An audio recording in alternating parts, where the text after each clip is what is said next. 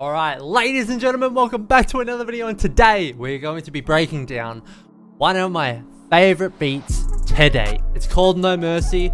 It goes hard as F, and yeah, I'm gonna break it down right now for you guys. This took me quite a while to make this morning. I've been focusing on producing quality over quantity, so this beat took me about an hour to perfect and get right, but we did it. Let's dive into it. Let's see how we made it. So first off, I opened up Labs. I came to this guitar preset, Guitar Harmonic Sustain, and I was playing around a little bit and I realized that the low notes, C sharp 3, so the third octave, but a C sharp, in particular, sounded pretty dope. Kind of like a really big ship horn, and I thought, ooh, that's dark and ominous. Let's see what we can come up with. And then I started playing with some other notes for a melodies, like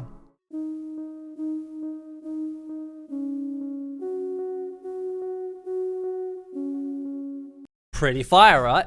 So I recorded that melody in D sharp, and then up to F sharp. And I also played in the root notes, so these notes here, D sharp and the F sharp. I played that down an octave so we get that ominous, like, big ship horn sound that I was talking about before. What that sounds like.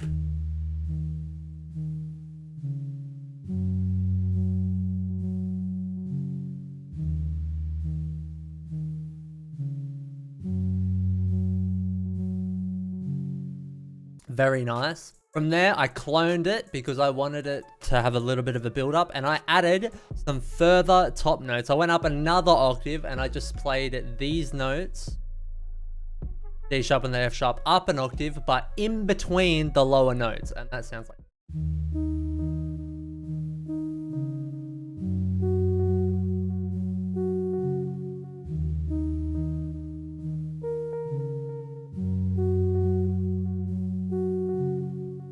Beautiful, beautiful. Now we're really starting to set the scene. The next thing I did was I actually layered this key noise in. It took me a little while to find the right noise, but I just used a bunch of the one shots in the Cymatics Apex one shot kick, and it's the soft keys preset or sound. And I just layered this on top of the melody we already made, again using D sharp, C sharp, and F sharp, what we came up with.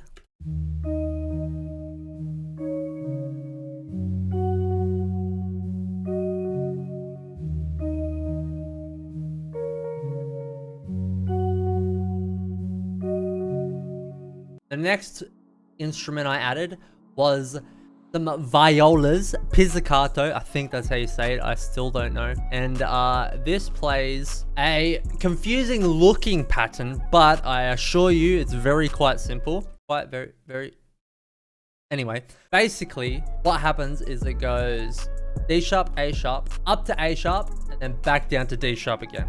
And this whole pattern is just copy and pasted up an octave. The same here, and then down here, it's just shifted down to semitone. Yeah, this is what that sounds like.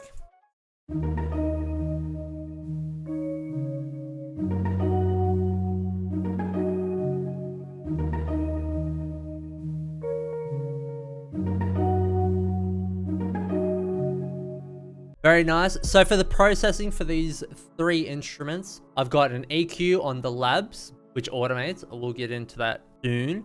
We've got reverb and echo boy on those violas, a little bit of reverb and some quarter note echo. Has a bit of feedback so that it doesn't die down straight away, and then some fruity flanges on the soft keys. Something I also did is I actually half-timed these three instruments into its own bus, and then I EQ'd it, cut the lows out and the highs of the highs out, then added a little bit of reverb. So altogether it sounds like this. I also pitched it up.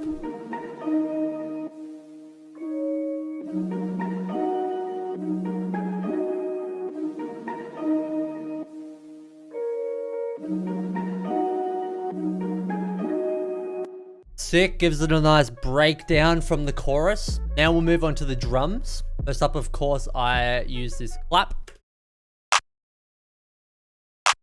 Stock standard, nothing too crazy there. Next up, I have this fairly generic hi-hat pattern. It's 2-bar loop. Something that's a little bit different is I actually used a drill hi-hat because all the original trap hi-hats were a little bit too high and heavy, and I wanted something to sit back a little bit and have more of a shaker sound than a tappy sound, if that makes sense. This is what it sounds like with the clap.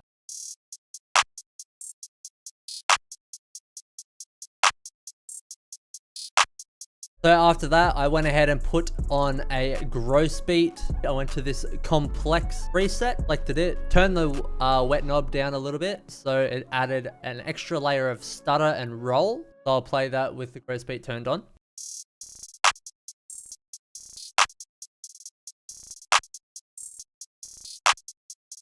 Next, I've got this YSL perk. I've sort of used it as like a rim shot. Well, it is a rim shot.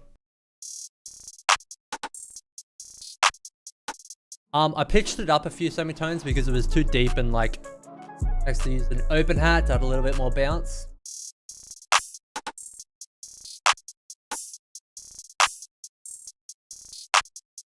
Now next up, this is where it gets a little bit interesting. I added this kick, the punchy kick for sure. I'll play it.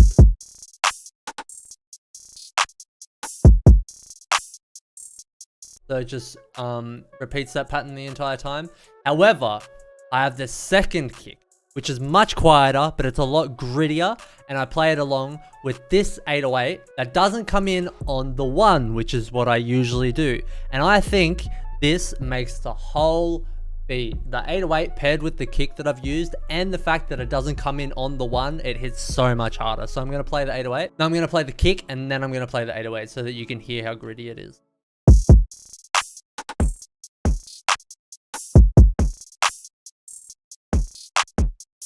It's much quieter, doesn't have nearly as much thud, but it gives the 808 a lot more attack and a lot more grit here when I play it right now.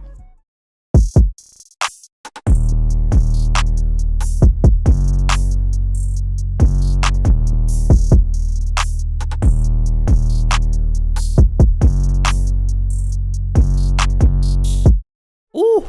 Right, so after that, I added in this riser. Put my tag in, obviously. And finally, I put this high cut automation filter in the melody leading up to the hook. And yeah, that was about it. So for the processing of the drums, I put a soft clipper on the really punchy kick because it was peaking above 0 dB. And I wanted to keep the punchiness, keep it loud, but also I didn't want it peaking, obviously. And because this Labs melody has quite a lot of sub and low end in it, I put a peak controller on the 808 here. And I put a EQ on this low melody, and together when the 808 plays, it triggers the EQ in the melody and cuts out the sub so that the frequencies don't clash. I'll play them both together and you'll be able to hear exactly what I mean. Without 808, we'll add the 808 in here.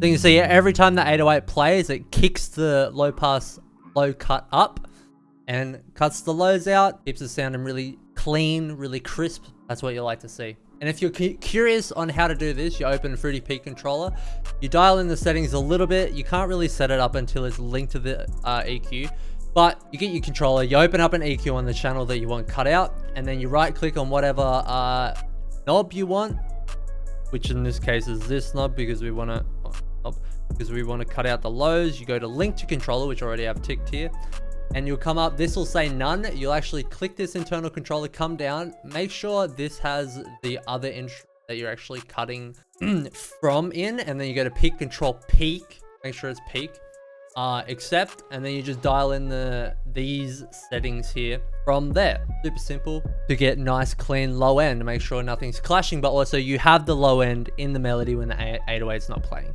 Now finally, I bust all of the melody instruments to another bus, obviously, and then I automated a low pass or a high cut into the intro so that it would sort of swell up into the hook. I'll play a little bit of it here. You just watch the EQ as we move.